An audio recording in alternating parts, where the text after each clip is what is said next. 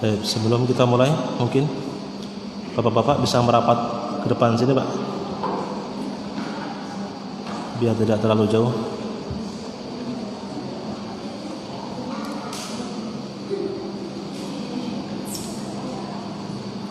Para santri maju tidak apa-apa.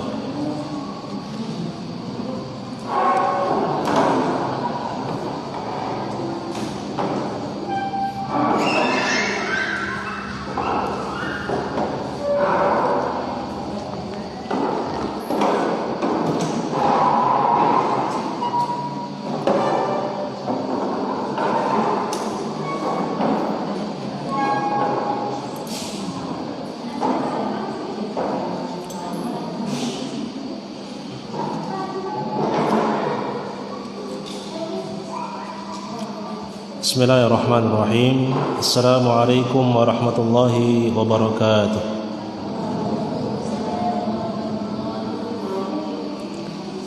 Innal hamdalillah nahmaduhu wa nasta'inuhu wa nastaghfiruh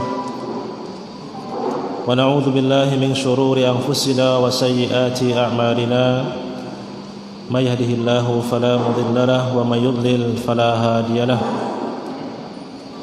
أشهد أن لا إله إلا الله وحده لا شريك له وأشهد أن محمدا عبده ورسوله. يا أيها الذين آمنوا اتقوا الله حق تقاته ولا تموتن إلا وأنتم مسلمون. وقال تعالى يا أيها الناس اتقوا ربكم الذي خلقكم من نفس واحدة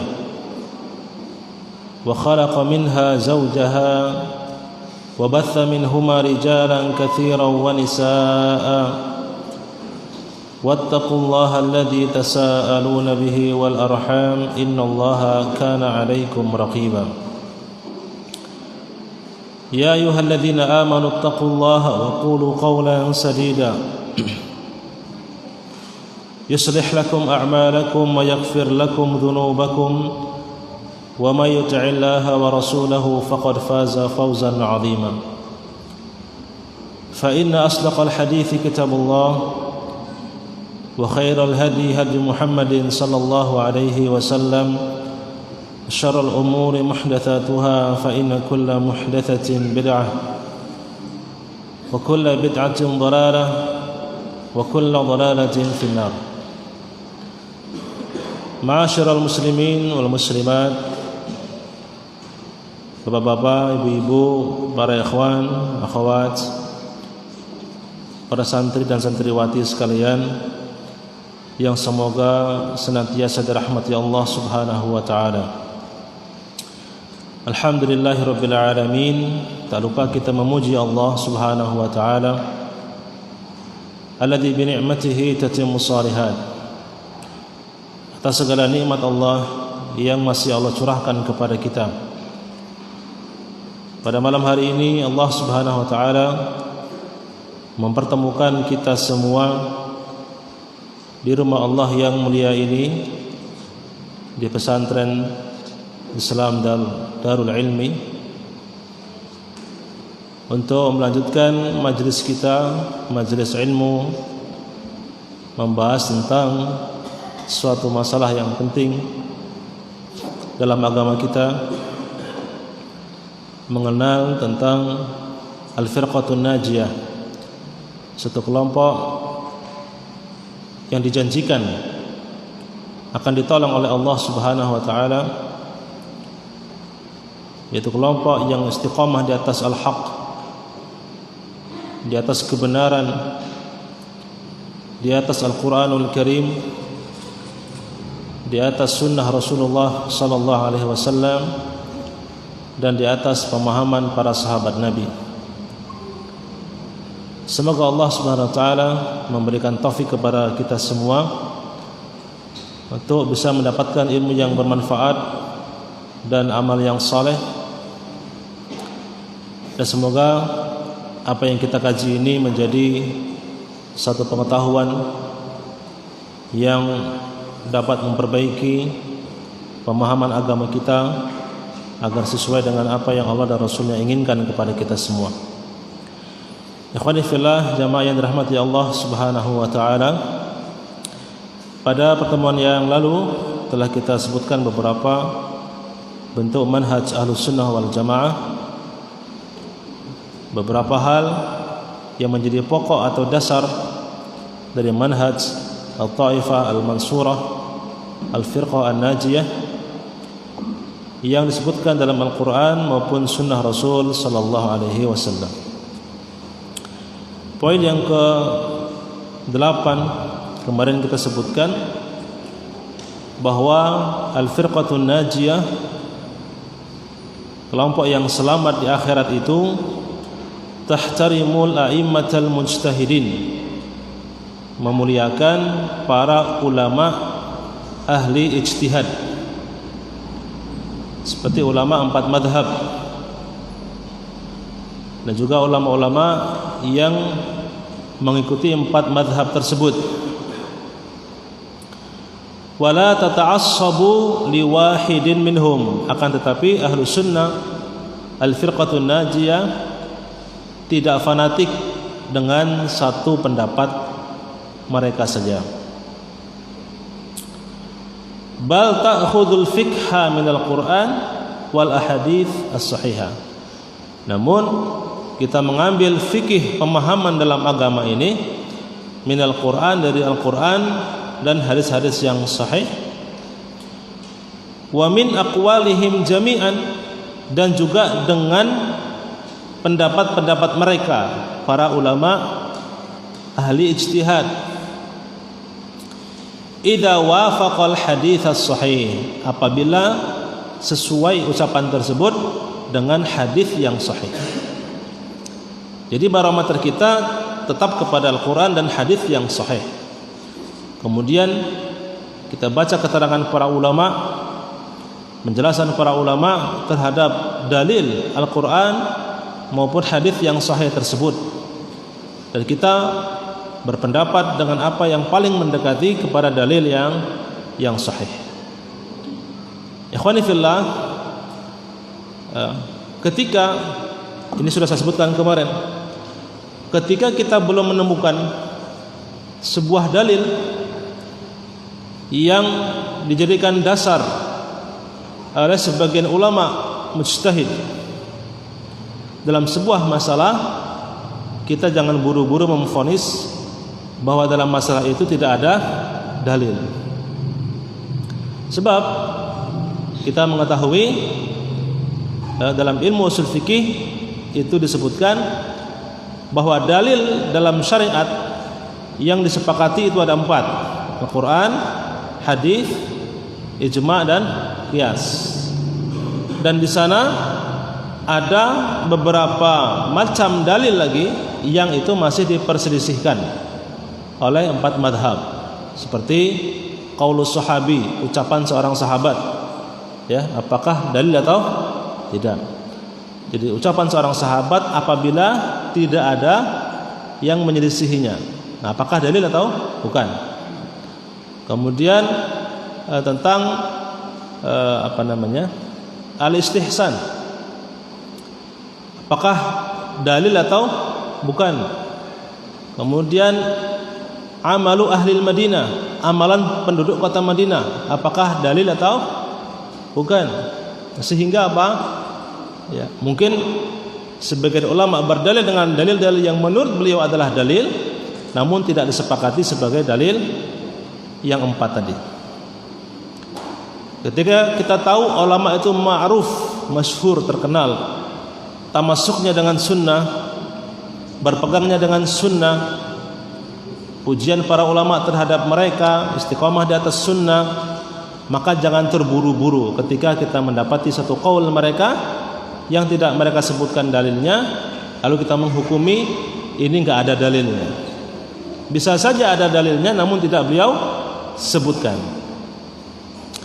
Maka wajib yang pertama husnuzon, berbaik sangka kepada setiap ulama, terutama ulama-ulama yang memang sudah terkenal, ya, keilmuannya dan istiqomahnya di atas sunnah, seperti ulama 4 madhab. Akan tetapi kita katakan apabila mereka berselisih berbeda pendapat, berbeda pandangan. Apakah kita mengambil semua pendapat mereka? Tentu tidak.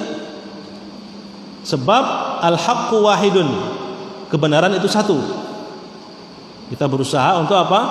Mencari ya ijtihad ya dari pendapat-pendapat mereka itu mana yang paling mendekati kepada dalil. Itulah yang kita ambil. Apabila dalam suatu masalah fikhiyah, masalah fikih, dikatakan ulama masalah ini khilafnya mu'tabar, artinya sudah sejak zaman dahulu dan masing-masing berpegang dengan dalil yang dia yakini sebagai dalil yang kuat, maka ketika kita mengambil salah satu pendapat, hendaklah legowo, berlapang dada dengan adanya pendapat-pendapat yang lain. Kenapa? Ya kita sudah berusaha untuk mengikuti apa yang menurut kita paling mendekati dalil. Dan ulama itu pun dan yang mengikutinya juga sama. Itu kalau masalahnya jelas, masalah khilaf yang mu'tabar, artinya khilaf yang memang sejak zaman dahulu sudah ada, dan setiap pemegang ucapan pendapat itu memiliki dalil yang menurutnya dalil yang sahih, dalil yang kuat. Ya.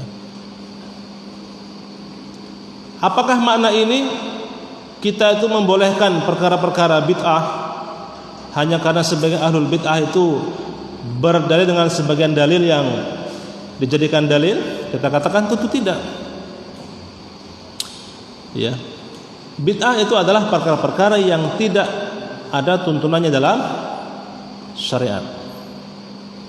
Jadi enggak akan ada apa? Dalilnya. Ya. Ketika perkara itu memang benar-benar perkara yang baru dalam agama, kita katakan perkaranya apa? Bid'ah.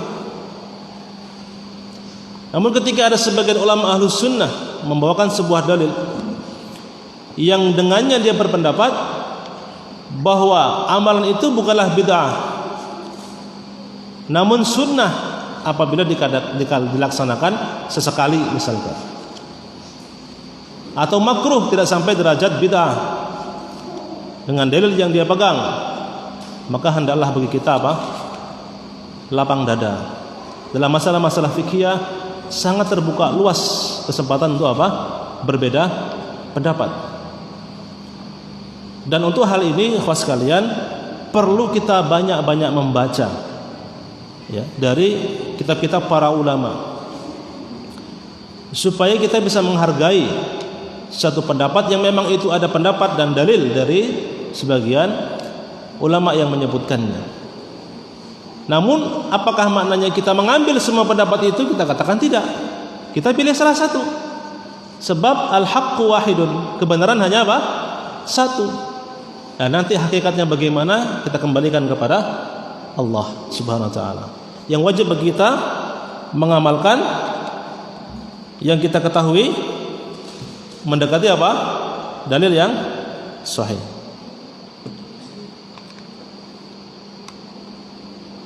Bocor apa ini?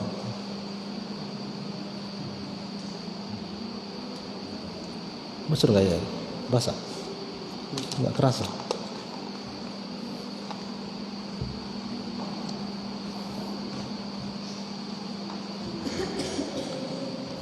Baik. Demikianlah para ulama mengajarkan kepada kita tentang hal tersebut agar kita bisa menghargai perbedaan pendapat di antara para ulama yang mu'tabar. Ya. Cuman kalau pendapat itu muncul belakangan, tidak ada salafnya dalam perbedaan pendapat dalam hal tersebut, kita katakan tidak ada khilaf di situ. Ya. Maka butuh kepada fikih pemahaman. Butuh kepada banyak membaca keterangan-keterangan para ulama salaf dalam masalah-masalah fikhiyah supaya tahu mana masalah yang mu'tabar, mana yang tidak mu'tabar. Di antara contoh masalah yang mu'tabar dalam fikih yang salat itu menjaharkan bismillah dan mensirkan bismillah. Antara menjaharkan bismillah dan mensirkan bismillah. Dalil dalam masalah ini banyak ya Pak. Banyak. Dan para ulama pun berbeda pendapat tentang hukum daripada dalil-dalil yang mereka gunakan. Ya. Kalau saya pribadi dari apa yang saya pelajari, ini kita bahas langsung dalam dua materi, dua pengajian ya, dua kali pertemuan di kelas hadis tentang menjaharkan basmalah dalam salat. Maksudnya menjaharkan basmalah sebelum membaca Al-Fatihah ya, sebelum membaca Al-Fatihah. Itu hadisnya banyak terjadi ittirab di situ. Namanya muttarib, hadis yang goncang. Apa hadis muttarib itu? Hadis yang kedudukannya itu sama kuatnya ya, tapi saling bertentangan dan tidak bisa menguatkan satu dengan yang lainnya. Itu hadis yang menyebutkan Nabi SAW menjaharkan basmalah. Hadisnya muttarib. Tapi hadis yang paling kuat menyebutkan dari Anas bin Malik radhiyallahu anhu bahwa beliau salat di belakang Rasulullah, Abu Bakar dan Umar dan Utsman. Mereka memulai salat dengan membaca Alhamdulillahirabbil alamin. Hadis ini tidak menafikan juga tidak mengisbatkan, tidak menolak juga tidak menetapkan. Artinya tidak menolak Nabi, Abu Bakar, Umar membaca Bismillah ya. Tapi Anas tidak mendengar mereka menjaharkan. Yang didengar Anas sebagai makmum hanyalah Alhamdulillahirabbil alamin. Tapi kalau kita bahas masalah ini secara hadithiyah, secara ilmu hadis, panjang sekali. Saya ingat sekali itu. Ini yang saya ingat. Jadi papan bor itu panjang. Ya. Mungkin seperti papan bor Bapak yang di depan ini. Temboknya itu panjang. Itu penuh. Ya. Papan bor itu untuk menjelaskan syajaratul isnad istilahnya. Jadi pohon sanad. Ya. Satu riwayat ini, dua, terus ini nyambungnya ke sini, ke sini, ke sini, ke sini. Ini riwayatnya demikian. Banyak sekali tentang basmalah ini. Nah, jadi yang seperti ini adalah masalah-masalah yang khilafnya itu mu'tabar. Hendaklah kaum muslimin berlapang dada. Meskipun dia menguatkan Nabi tidak menjaharkan bismillah berdasarkan hadis Anas ini. Cuman ketika ada yang menjaharkan, jangan langsung kita katakan ini ahlul bid'ah. Kenapa? Menurut ustaz-ustaz sunnah, Nabi enggak menjaharkan apa? Bismillah. Memang benar. Itu yang kita kuatkan. Akan tetapi tidak begitu cara mensikapi perbedaan pendapat. Dan ini butuh kelapang dada. Selain butuh lapang dada juga butuh banyak mentelaah ya keterangan-keterangan para ulama. Tapi kalau khilafnya tidak mu'tabar ya jangan dikatakan khilaf. Contoh apa? Kumpul-kumpul di rumah mayit setelah meninggal dunia. Ini bukan masalah khilaf mu'tabar. Itu zaman sekarang aja ada khilaf. Zaman dulu para sahabat sepakat termasuk apa? Niyahah, meratap, terlarang. Ya sudah, terlarang. Kalau sekarang orang mengamalkan, itu bukan khilaf yang mu'tabar. Zaman salaf enggak ada khilaf. Nah, jadi harus apa? Ada batasan-batasan misalnya. Tapi secara umum kita katakan ahlus sunnah al-firqatun najiyah ya, menghormati semua ulama yang sunnah di atas manhaj ahlus sunnah wal jamaah ya. Kemudian kita ambil dari mereka apa yang nampak sangat mendekati kepada dalil yang sahih. Dan demikianlah sebenarnya para ulama berwasiat kepada murid-murid mereka, kepada pengikut-pengikut mereka. Sebagian mengatakan, Imam Syafi'i mengatakan, "Idza shahhal haditsu fa huwa madhhabi." Apabila hadis itu adalah hadis yang sahih, maka hadis itu adalah madhabku, pendapatku. Sebab sebagaimana kita ketahui, zaman ulama 4 mazhab itu hadis belum semuanya dibukukan. Belum semuanya dikumpulkan dalam sebuah kitab. Ya. Dan masih berceceran kemana-mana di dada para ulama. Baru setelahnya terkumpulkan hadis-hadis itu dalam kitab-kitab para ulama. Sehingga mungkin sekali ya, ada hadis-hadis yang tidak sampai kepada sebagian ulama. Ya, seperti yang pernah kita contohkan tentang Imam Malik rahimahullah, yang waktu itu belum mengetahui tentang apa sunnahnya ketika wudhu menyela-nyela jari jemari, digosok-gosok sela-sela apa jari jemari tangan atau kaki. Baru dikabarkan oleh muridnya bahwa ada hadisnya dan hadisnya sahih. Itu sekelas Imam Malik bin Anas, dikatakan Imam Daril Hijrah, imamnya penduduk kota Madinah. Ya, bahkan beliau adalah madrasatu ahlil hadis fi zamani, madrasahnya ahli hadis pada zamannya. Karena keilmuan umat Islam zaman itu terpecah menjadi dua, madrasah ahli hadis yang dipimpin Imam Malik bin Anas dan madrasah ahli ra'yi yang dipimpin oleh Imam Abu Hanifah dan murid-murid Imam Abu Hanifah di Kufah.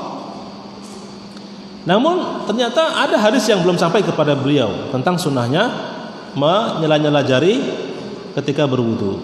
Demikianlah ilmu terus apa? Berkembang, sehingga apa kita harus terus banyak-banyak belajar dalam masalah-masalah fikih. Lihat apakah ini khilafnya muktabar atau tidak muktabar. Bukan maknanya kita mengambil semua pendapat, tentu tidak. Kita pilih mana yang paling kuat mendekati dalil yang sampai kepada kita dengan menghormati pendapat ulama yang lain selama masih di atas manhaj ahlus sunnah wal jamaah. Kemudian yang kesembilan, al-firqatun najiyah, kelompok yang selamat itu ta'muru bil ma'ruf wa tanha 'anil munkar, mengajak kepada perbuatan yang ma'ruf dan melarang dari perbuatan yang mungkar. Amar ma'ruf nahi munkar. Fahiya tunkiru turuqal mubtadi'ata al-mubtada'ata. Dan al-firqah an-najiyah mengingkari jalan-jalan dalam ibadah yang diada-adakan, yang tidak ada apa? Petunjuk dari Nabi kita Muhammad sallallahu alaihi wasallam. Dalam banyak hal, banyak orang punya semangat dalam ibadah. Saking semangatnya tidak mendasari perbuatannya dengan dasar yang kuat, dasar yang benar. Kalau ibadah hanya modal semangat saja, ya nanti madharatnya bisa lebih banyak daripada manfaat yang didapat. Niatnya zikir kepada Allah, ya, tapi dengan cara yang perbuatan itu menunjukkan bukan zikir kepada Allah, malah bermaksiat kepada Allah Subhanahu wa ta'ala. Niatnya ingin bersolawat kepada Rasulullah SAW, cuman dengan hal-hal entah itu ucapan yang kurang benar, mengangkat Nabi di atas derajat beliau, atau menggunakan sarana-sarana yang tidak disyariatkan, menggunakan musik misalkan. Ya, bersolawat pakai musik, bukan ingat sama Rasulullah, ingat sama apa? Lirik dari musik tersebut. Ini cara yang tidak disyariatkan dalam berzikir kepada Allah Subhanahu wa ta'ala. Maka kita al-firqatun najiyah mengingkari hal tersebut.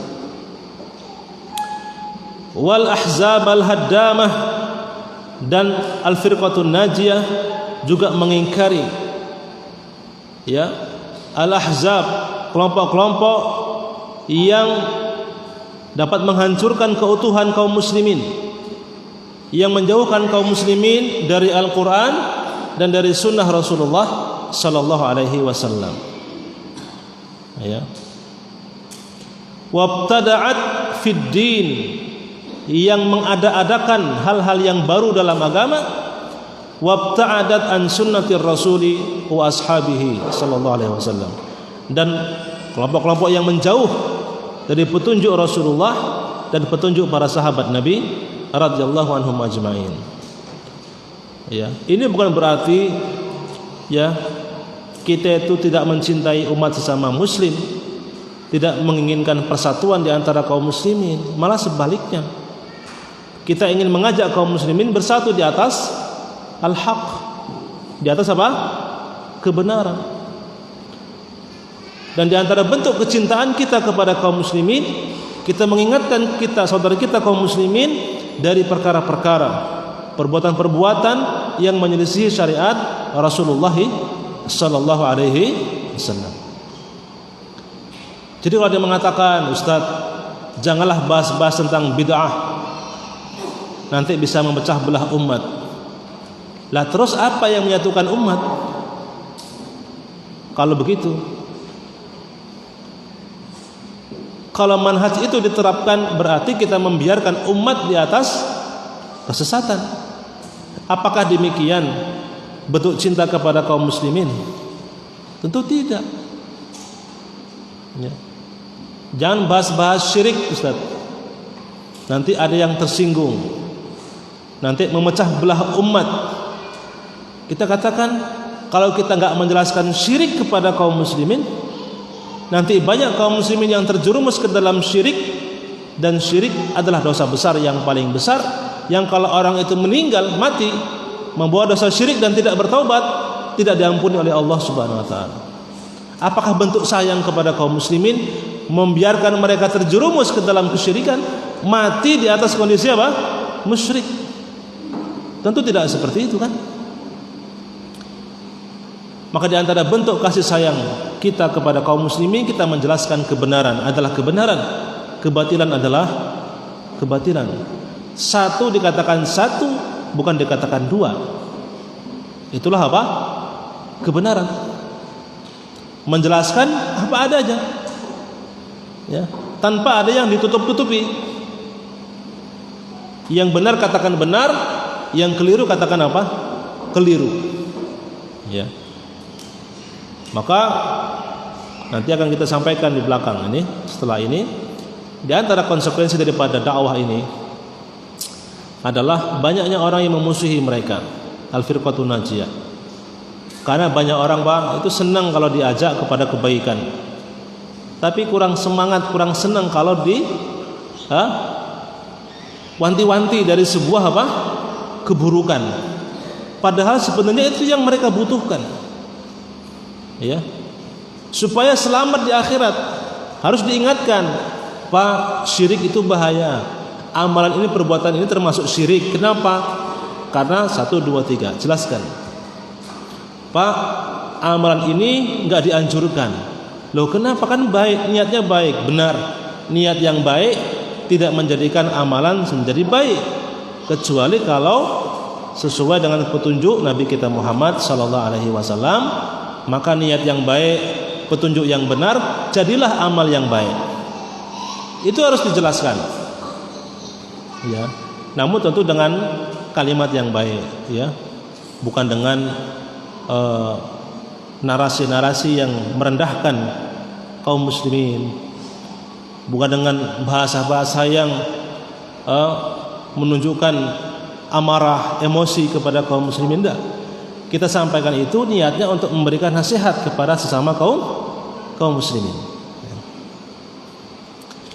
Kemudian yang ke-10, al-firqatun najiyah, kelompok yang selamat ini, tad'ul muslimin, mengajak kaum muslimin an yakunu minal mutamassikina bi sunnati Rasul sallallahu alaihi wasallam wa ashabihi, mengajak kaum muslimin agar mereka termasuk dari orang-orang yang berpegang teguh dengan sunnah Rasulullah sallallahu alaihi wasallam dan sunnah para sahabat, hatta yuktaba lahumun nasru, hingga Allah tuliskan, Allah berikan kepada mereka kemenangan atas orang-orang kafir.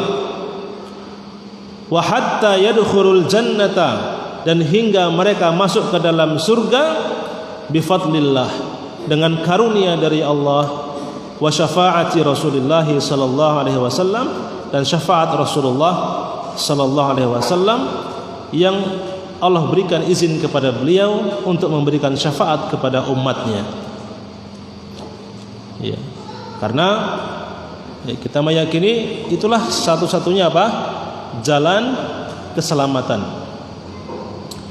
Dikatakan oleh sebagian ulama, inna sunnata safinatu Nuh alaihi salam, man rakibaha naja. Artinya sesungguhnya sunnah Nabi itu adalah safinah, kapalnya Nabi Nuh.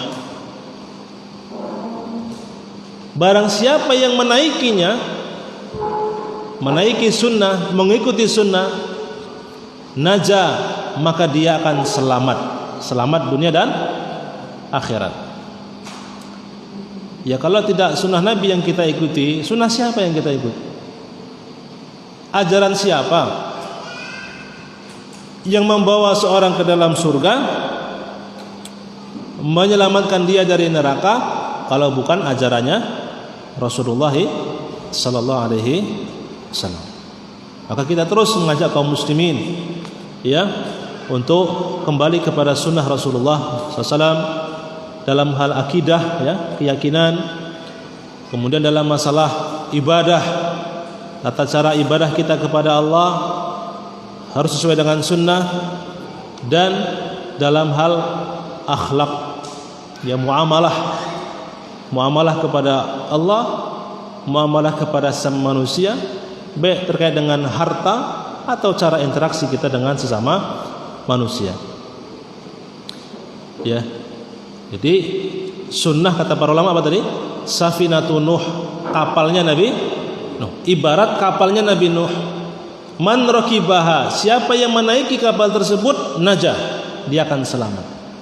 Yang tidak naik, ghariqa, akan tenggelam di dalam apa? Lautan. Itu lautan syubhat dan syahwat.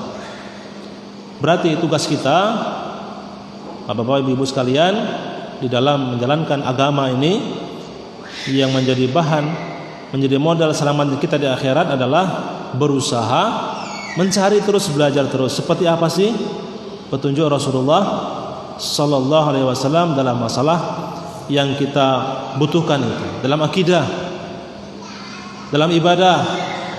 Bagaimana sih ibadah Rasulullah? Salatnya gimana, puasanya bagaimana, hajinya bagaimana, baca Qur'annya bagaimana, zikirnya bagaimana, salawatnya beliau bagaimana, diajarkan semua oleh beliau. Tidak ada satu amalan pun, ya, melainkan sudah dijelaskan oleh beliau. Apabila amalan itu dapat mendekatkan kita kepada surga dan menjauhkan kita dari neraka, ya, maka terus belajar, Pak, dalam masalah akidah. Baca buku-buku para ulama Ahlus Sunnah yang menyebutkan dalil Al-Quran atau hadis dalam masalah-masalah akidah tersebut, ya. Jangan masalah-masalah akidah kita bangun di atas mimpi. Saya pernah mimpi ketemu Rasulullah SAW, mengabarkan demikian, lalu dijadikan keyakinan. Ini salah. Beragama bukan dengan mimpi, apalagi dalam masalah akidah. Meskipun yang ditemui mengaku Rasulullah SAW, karena tidak semua yang mengaku Rasulullah benar apa? Rasulullah, ya. Memang benar dalam sebuah hadis sebutkan, inna syaitana, sesungguhnya syaitan tidak bisa menyerupai para nabi. Idza ra'aitumuni fil manami faqad ra'aitumuni, kata Rasulullah SAW. Apabila kalian melihat aku dalam mimpi, maka sungguh benar kalian telah melihat aku. Nabi ngomong sama siapa ini? Siapa khitabnya? Nabi ngomong ini kepada siapa? Sahabat yang secara langsung ketemu sama Nabi SAW, yang tahu fisik Nabi SAW. Nabi katakan kepada para sahabat, apabila kalian melihat aku dalam mimpi, maka sungguh kalian telah bertemu denganku. Karena syaitan tidak bisa menyerupai para nabi. Nah, itu sahabat yang pernah ketemu langsung sama Nabi SAW. Bagaimana dengan sahabat? Apakah bisa? Jawabannya bisa, kalau dia benar-benar tahu sifat Nabi SAW. Kira-kira wajahnya seperti apa, rambut Nabi itu seperti apa, keningnya Nabi seperti apa, ya, kemudian tingginya Nabi seperti apa, kemudian bagian apa namanya ini, pundak Nabi, dada Nabi seperti apa bentuknya, hidungnya Nabi mancung apa, pesek misalkan, harus tahu. Dari mana kita tahu? Dari riwayat-riwayat yang menyebutkan itu semua. Ada itu pembahasannya dalam kitab Asy-Syama'il Al-Muhammadiyah karangan Imam Tirmidzi rahimahullah. Kalau antum hafal itu, kalau antum hafal itu seakan-akan antum melihat ketemu seorang itu seperti Rasulullah SAW, mungkin mimpi ketemu dengan Rasulullah sallallahu alaihi wasallam. Kalau enggak, bisa dipastikan itu adalah jin atau syaitan yang ingin menyesatkan seseorang dari jalan Allah Subhanahu wa taala. Ya. Dan agama dibangun di atas dalil Al-Qur'an dan Sunnah. Wa'tasimu bihablillahi jami'an. Berpegang teguhlah kalian dengan tali Allah, yaitu Al-Qur'an. Ya, bukan dengan mimpi. Kalau mimpi bukan apa, dalil. Kecuali mimpinya seorang nabi, itu dalil. Ya. Karena mimpinya seorang nabi adalah wahyu dari Allah. Sebagaimana Nabi Ibrahim, ya, mimpi, Allah berikan mimpi kepada beliau untuk menyembelih Ismail alaihissalam. Itu wahyu dari Allah. Kalau antum jangan. Pasti bukan apa? Jibril alaihissalam, itu setan, itu memberikan apa? Bisikan-bisikan yang buruk kepada seseorang.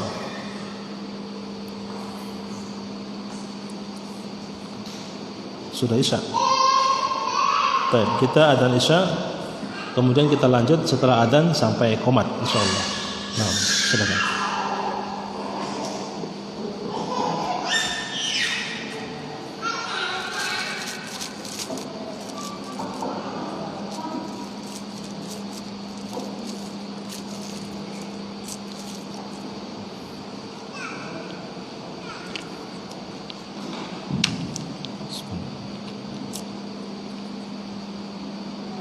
Allah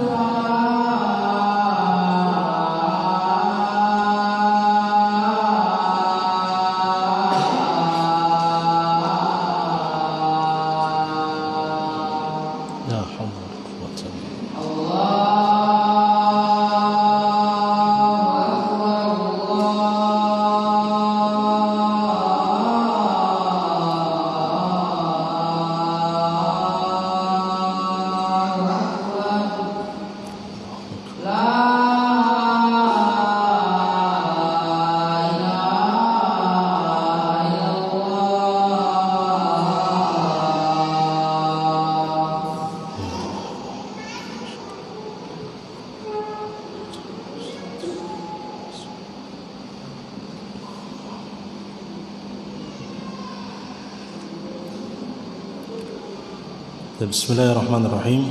Alhamdulillah wassalatu wassalamu ala Rasulillah wa ala alihi wa sahbihi wa man wala, amma ba'du.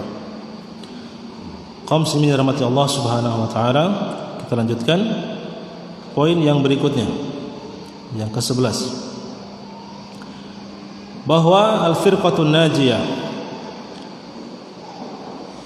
kelompok yang selamat, tad'ul muslimina jami'an ilal jihad fi sabilillah, mengajak kaum muslimin semuanya untuk berjihad di jalan Allah. Wa huwa wajibun ala kulli muslim, dan ini perkara yang wajib bagi setiap muslim, hasba taqatihi wastita'atihi, sesuai dengan kemampuan yang dia miliki. Wa yakunul jihadu bima yali, dan jihad itu sebagai berikut rinciannya. Yang pertama, al jihadu bil lisani wal qalam, jihad menggunakan lisan dan tulisan. Bagaimana? Bida'watil muslimina wa ghairihim ila tamassuki bil islamis sahih, mengajak kaum muslimin dengan lisan kita, dengan tulisan kita, ya, mengajak kaum muslimin dan selain kaum muslimin untuk berpegang dengan Islam yang sahih, Islam yang benar, dan mengajak kaum muslimin untuk kembali kepada tauhid, meninggalkan perbuatan-perbuatan syirik, menyekutukan Allah Subhanahu wa taala.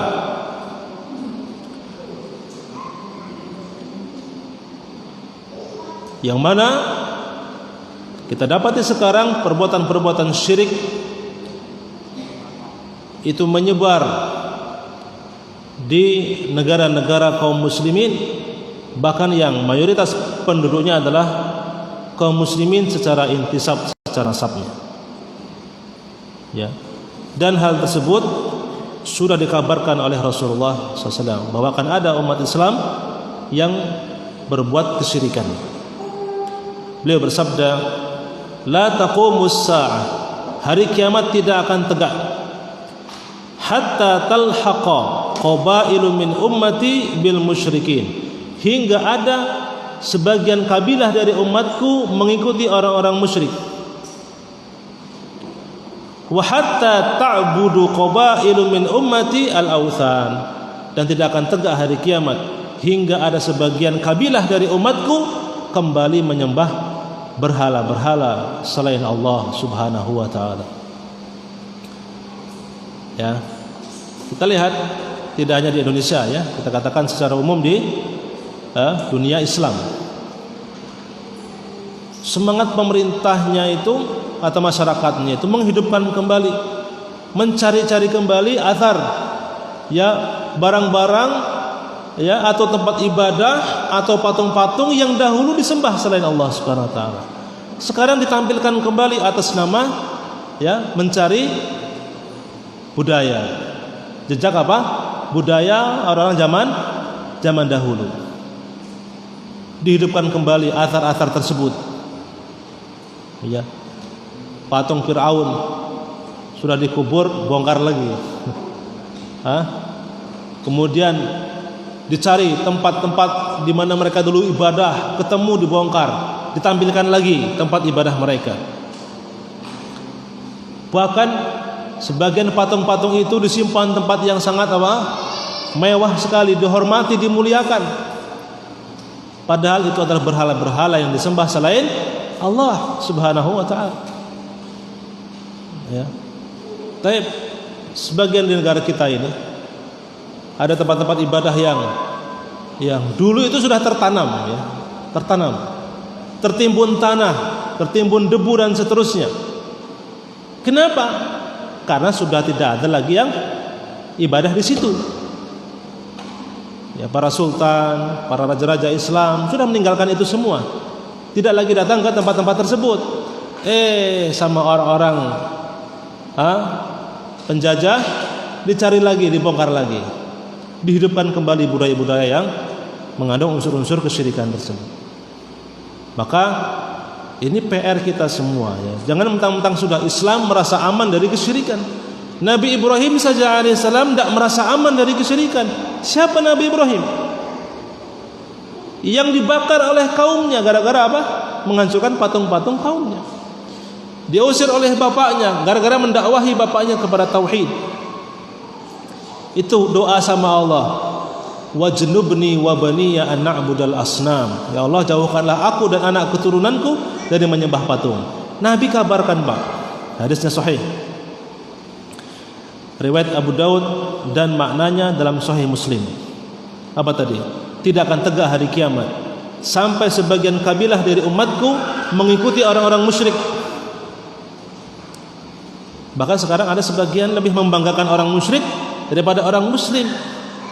Lebih membanggakan budaya orang barat, orang kafir daripada budaya orang Arab, maksudnya orang muslim.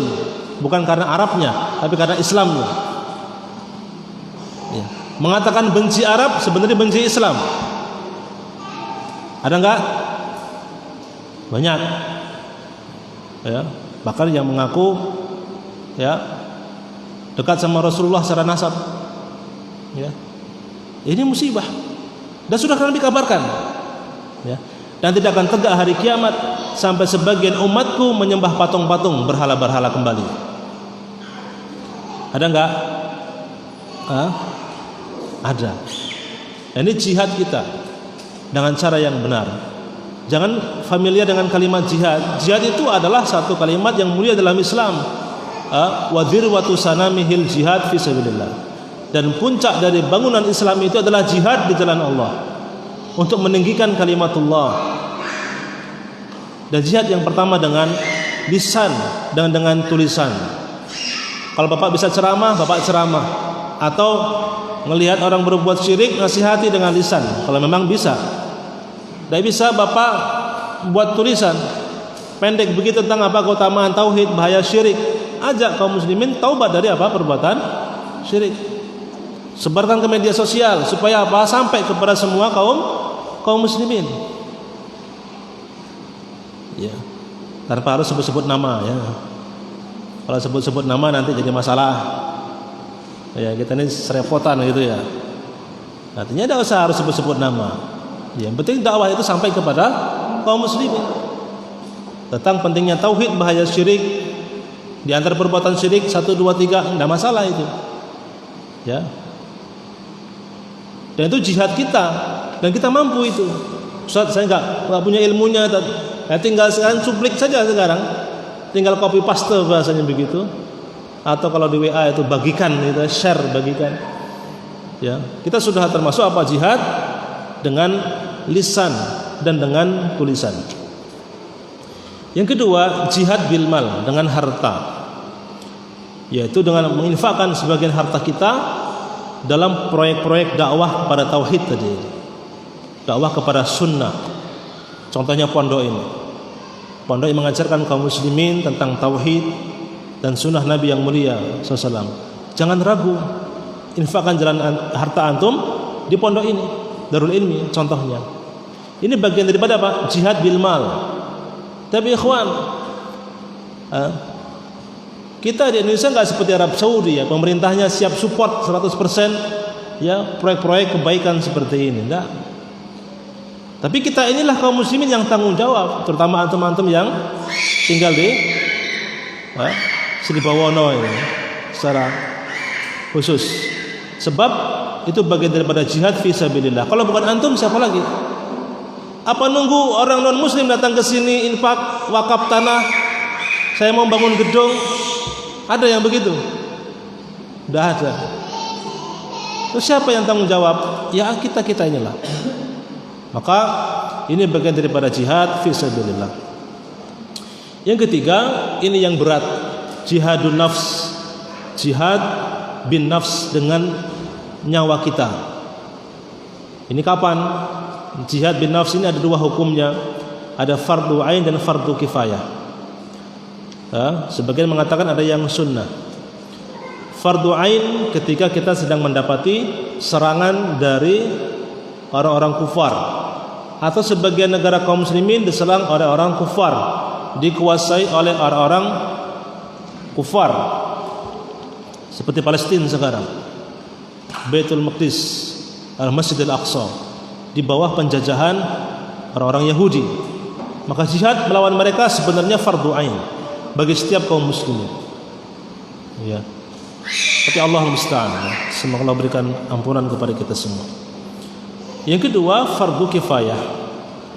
Itu apabila sudah dilakukan oleh sebagian kaum muslimin, maka gugur kewajiban dari yang lain, yaitu jihad yang bukan fardu ain. Dan jihad ini bukan perkara yang remeh ya ikhwan, bukan perkara yang mudah dilakukan. Kalau mudah dilakukan mungkin Indonesia itu nggak sampai 350 tahun dijajah oleh Belanda. Antum lihat di peta Belanda itu berapa sih luasnya? Jumlah orangnya berapa orang sih di Belanda itu? Kecil, ya. Negaranya kecil, orangnya sedikit. Tapi apa? Kenapa kok bisa menguasai ya negara kaum muslimin sebesar ini? Jawabannya bukan karena kekuatan mereka, tapi karena kelemahan kita sendiri. Kelemahan kita itu apa? Al-wahnu, cinta dunia dan takut mati. Itu Nabi sudah kabarkan.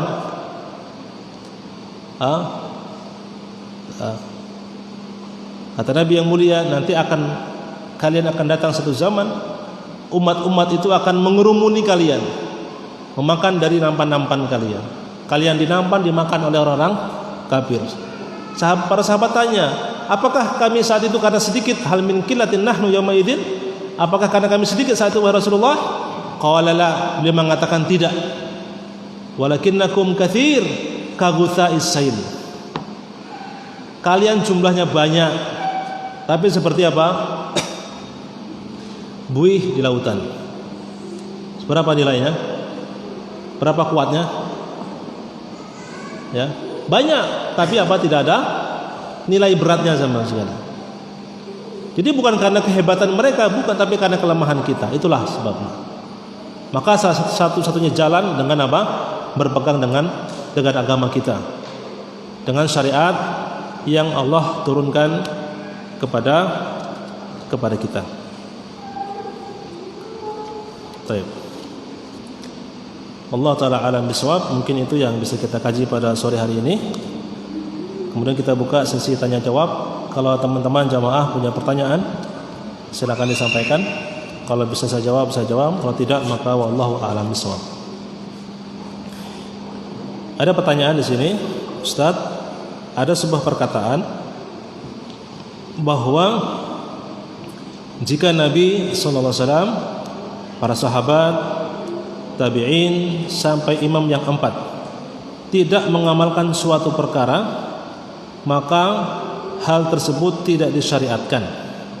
Jadi kalau Nabi, sahabat, kemudian tabi'in dan ulama yang 4 madhab itu, Imam Ahmad ya, Abu Hanifah, Malik, Syafi'i dan Imam Ahmad tidak mengamalkan, maka hal tersebut tidak disyariatkan. Apakah kaidah ini benar secara mutlak? Mohon dijelaskan. Kita katakan kaidah ini benar dalam hal apa? Dalam perkara yang memang memungkinkan untuk dilakukan oleh Rasulullah sallallahu alaihi wasallam, oleh para sahabat, dan tidak ada hal yang bisa menghalanginya.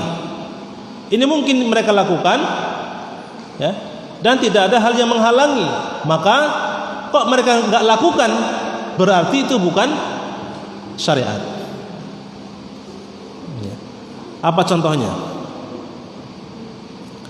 Contohnya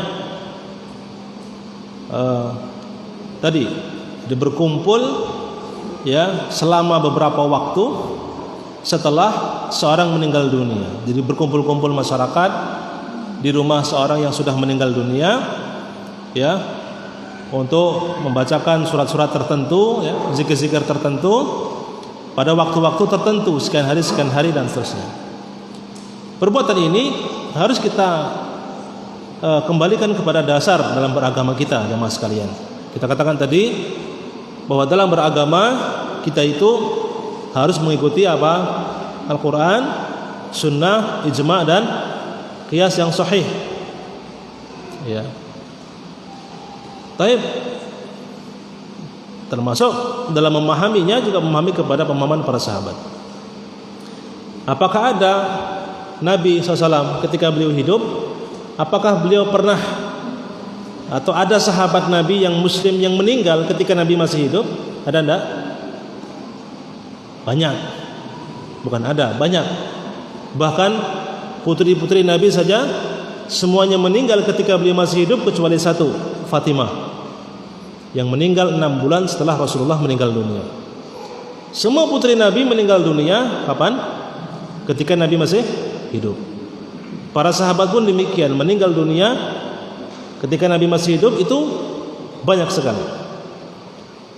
Namun tidak ada satupun riwayat dari Rasulullah SAW yang menyebutkan beliau melakukan satu perkumpulan untuk mungkin berdoa bersama-sama di rumah sang mayit, atau memakan makanan-makanan dalam rangka sedekah ketika ada yang meninggal dunia di rumah sang mayit, atau membacakan surat-surat tertentu bersama-sama di rumah sang mayit. Tidak ada satupun. Maka kaidahnya apa tadi? Kaidahnya apa? Kita tanyakan, apakah itu mungkin dilakukan pada zaman Nabi? Mungkin enggak? Sebenarnya mungkin sekali. Kenapa? Surat Yasin sudah ada. Apakah tahlil ada?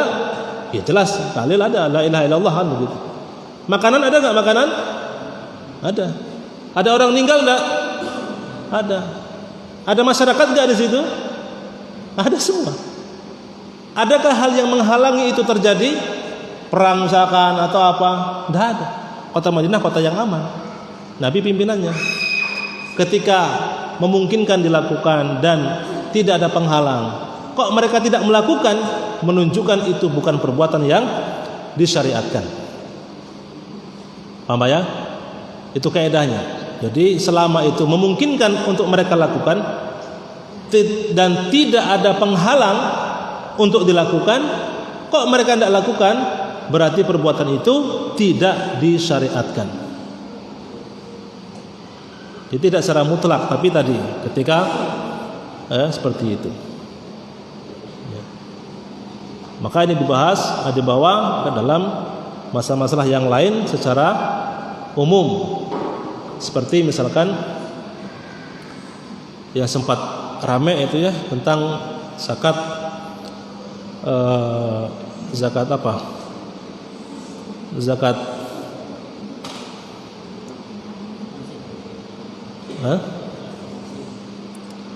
bukan zakat apa? Lupa saya. Ya. Jadi bisa dikiaskan hal ini kepada perkara-perkara yang lain. Jadi kalau Nabi nggak melakukan, sahabat nggak ada yang melakukan, tabiin nggak ada yang melakukan, ulama yang 4 nggak ada yang melakukan, ya, maka ada kemungkinan itu memang tidak ada syariatnya. Kapan? Ketika hal itu sebenarnya mungkin dilakukan pada zaman itu, terutama zaman Nabi, karena zaman Nabi zaman pembawa syariat. Adapun sahabat tidak, ucapan mereka, perbuatan mereka bukan dalil syariat. Mungkin untuk dilakukan pada zaman Nabi dan tidak ada yang menghalangi itu dilakukan. Kok mereka tidak lakukan? Hal tersebut menunjukkan perbuatan itu bukanlah bagian daripada syariat. Demikian, Allahu a'lam bishawab. Baik. Ada yang lain? Bapak-bapak silakan. Adik-adik sudah ngantuk? Baru jam 8. Sudah tidur malahan. Masya Allah. Sudah doa belum ini? Sudah doa belum nih? Ini jadi majelis ilmu, majelis yang mendatangkan sakinah, ketenangan ya. Jadi sangat tenang sekali ya. Ayo, alhamdulillah, kalau tidak ada tidak mengapa. Kita cukupkan pengajian sampai di sini, mudah-mudahan bermanfaat. Mohon maaf jika ada kata-kata yang kurang berkenan atau kurang tepat. Kepada Allah saya mohon ampun. Kita akhiri majlis kita dengan doa kafarah majlis. Subhanakallahumma bihamdika asyhadu an la ilaha illa anta astaghfiruka wa atubu ilaik. Wa sallallahu wa sallama ala nabiyyina Muhammadin wa ala alihi wa sahbihi ajma'in. Alhamdulillahi rabbil alamin. Assalamualaikum warahmatullahi wabarakatuh.